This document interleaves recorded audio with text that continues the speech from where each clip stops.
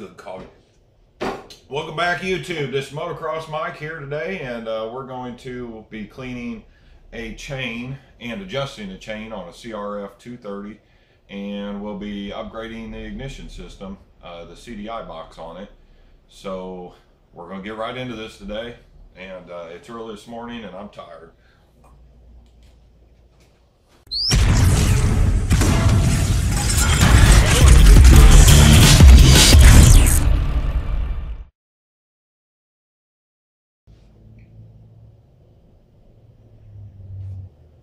That Folger's good till the last drop here.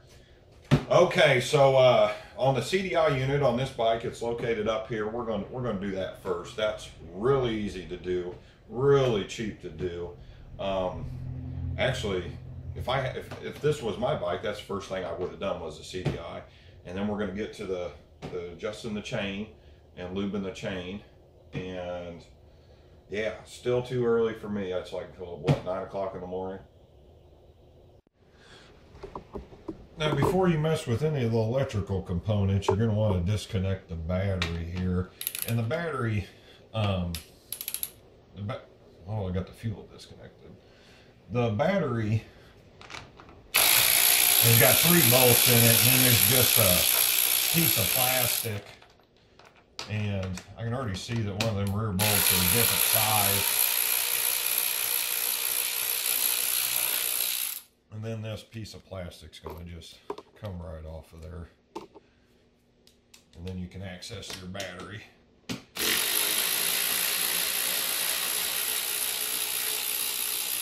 And you just want to disconnect your battery before you change the computer out. So, you know, usually go with the positive cable first.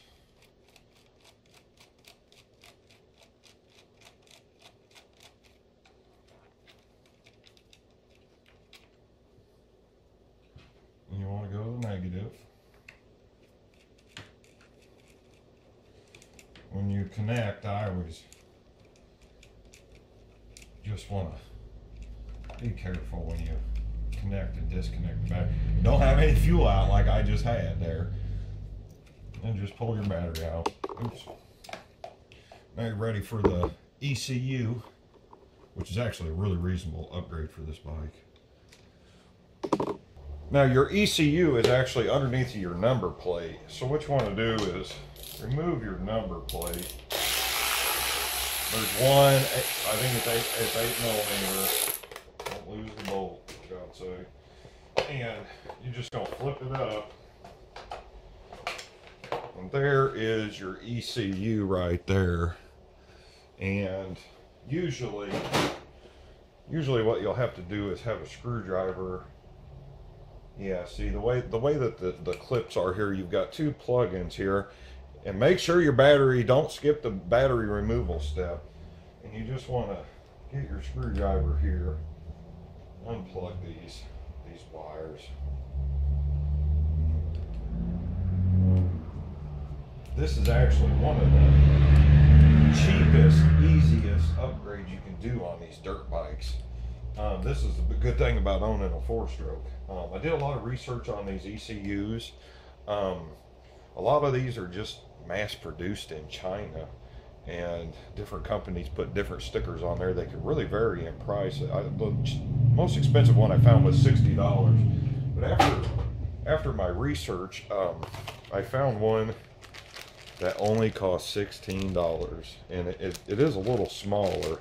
On the crf230fs, they run the same ECU as the crf150fs, and the seller of this ECU had on there that this is an AC current ECU, and actually on these bikes with the starter, you actually have an AC and a DC current running through these bikes for electrical. And that's why they make good bikes in some countries. They buy these, and then they basically buy a headlight kit and a speedometer and a tail light, because you have the DC current running from the battery to wire up all the bulbs and whatnot, but then the AC current runs through. So you have both electrical currents running through, and then just replug this in. And since this unit is a little bit smaller than the other unit, and take your fingers and press on that, make sure it clips in. If it don't clip in, don't run it yet. And this one's a little smaller, so I'll probably take some zip ties here and then zip tie it in there so we don't get too much movement. But yeah, that's a real simple upgrade, really reasonably priced. Like I said, I got that for 16 bucks on eBay. They've got a couple different brands, but this one here, it'll work. So easy upgrade. Now, usually on a dirt bike, it's real easy to measure. It's not like a street bike where your chain tension is crucial to your power. If the chain is too loose, you're not going to get the power delivery that you want, and you'll actually wear these sliders down. You have 2 sliders here, and if the chain's too tight, you could possibly break the chain, or you'll wear the sprockets down faster. So usually on a dirt bike, I got my glove off, gonna get dirty. You got 3, usually you go up here on this side here, next to your rubber mat, and go 3 fingers. And you want that on there kind of tight. And this one, see, there's a little bit of room there. I don't know if you can see that. So we'll tighten it up, and your adjusters are here. And this bolt here looks like a 17, I'm just guessing. And there's actually numbers on the adjusters. So we'll go to I'll show you the other side here. You'll have to unhook a couple bolts. Now on this side here, you got your other adjuster here, and this is your rod for your drum brake. And you want to just go ahead and get that rod for the drum brake loose, because when we go to loosen the rear axle nut, we're going to pull the tire backwards. So you've got to have some play in here. And don't use a power tool on this. The threads are real fine. You can always adjust this back, so get it good and loose. You don't want to adjust your chain and then have to come back and have to readjust this. Just a waste of time. So okay, there we go.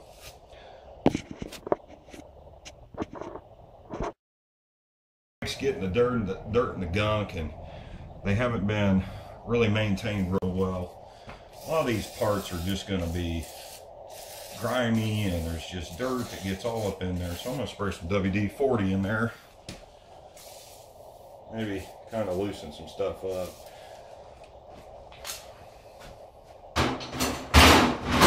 It said in the manual that you want to, when you retorque this back, you want to put it at 80 foot-pounds.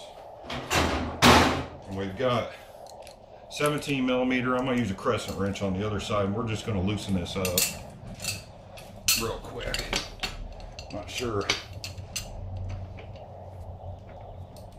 This bolt isn't very long on this side.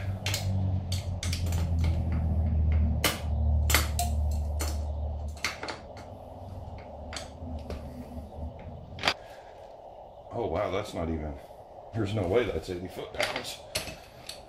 Wow, okay. And then you just want to get this loose. I might have to recheck the manual here. And then what we'll do is we'll move these adjusters that are marked here until it starts to tighten up. And did you hear that click? These are really easy to use, and it's super easy to adjust. Most motorcycles, the newer dirt bikes, they'll have an adjuster down here. So I'm going to label this video as just a CRF instead of a dirt bike video. And you always go one side to the other. You never want to have mismatched numbers.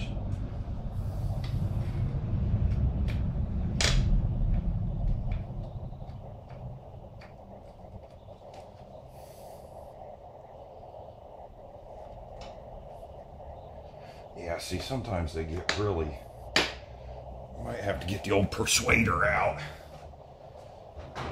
Actually, I started naming my tools. Something new I come up with, so we're going to use the persuader.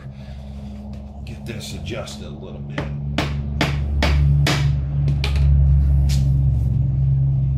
Yeah, this ain't going to take, oh yeah, see, look at that. See, that's already tight.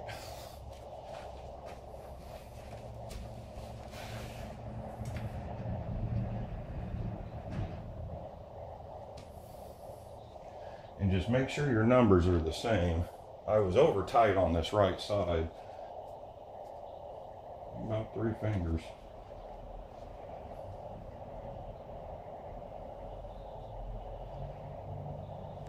So that's pretty tight.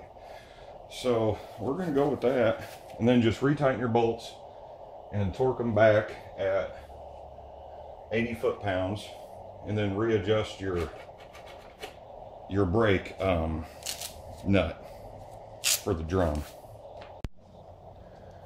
Now we're gonna just readjust that linkage bolt for the rear drum here.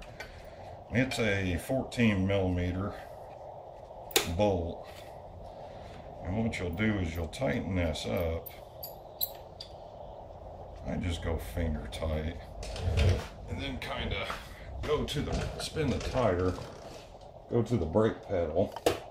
Should never drag. If you're spinning the tire and you don't think it's spinning real smooth, then you got it too tight. So just spin the tire and hit the brake, and that'll work. And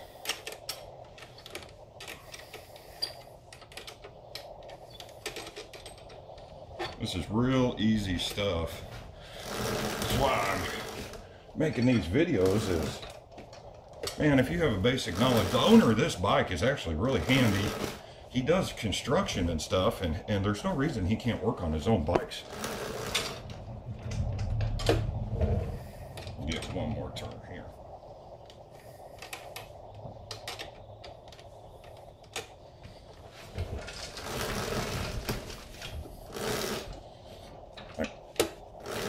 When I'm done with these videos here, the owner of this bike's going to know how to properly maintain this motorcycle from now on. And for the chain lube here, we're going to use Amsoil chain lube, just like everything else I use. Good stuff, on-road or off-road. X-ring, O-ring, basically any chain this will work, won't fling off. I actually am not going to include the cleaning of the chain on this in the video because it was too long. If you want to see how to clean it with kerosene, which is what you should be using, just go to my other video that I'm cleaning a Yamaha R6 with, and you know, you're gonna spray this down, raise the back tire up,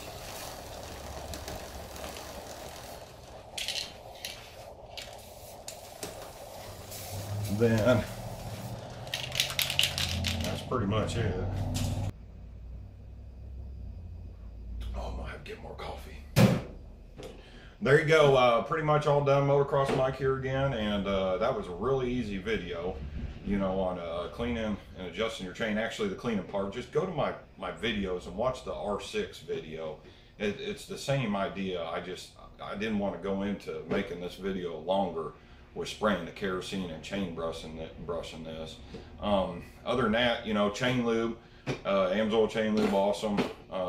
You know, we've got some variety of products here, from the motor oil to the forks to the, we're getting into winter, so if you store it, this quick shot will clean it, and then you can store it for 6 months, not worry about having a dirty carburetor. And then next week we're gonna do some brakes. He's got a fluid, a .3 fluid for the brakes up in the front. The rear brake looks good, so we're not going to get into that. The adjusting it, you can actually check it for adjustment in watching this video here. So yeah, pretty much done. And if you want to reach me, go to my Facebook, and if you want to support my channel, consider signing up as a preferred customer through Amsoil. Use my dealer number 554-1460, and I'm out. I need more coffee.